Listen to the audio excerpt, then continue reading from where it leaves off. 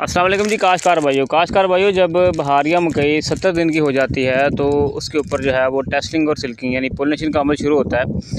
तो उस वक्त जो है वो उसके ऊपर अगर हमने उसे मेंटेन करना हो तो किस तरह से करते हैं। याद रखें, सबसे पहले हमने आपको बताया था कि ये जो सिल्क होता है, सिल्क वाली यानी फीमेल वाली जो साइड होती है उसे हम शापर से कवर कर लेते हैं, और जो मेल वाली साइड होती है ये पोलिनेशन वाली जिसे टेस्ट कहते हैं, इसे भी हम कवर कर लेते हैं। इसके ऊपर क्योंकि पोलन होता है वो हमने अपनी मर्ज़ी से सिल्क के ऊपर डालना होता है। ये देखिए, इस तरह से हम उसे कवर कर लेते हैं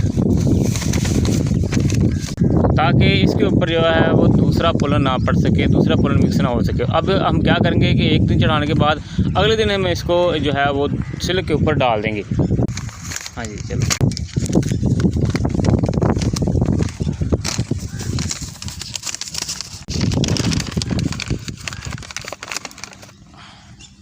हाँ, इधर आओ तो सही चाहिए।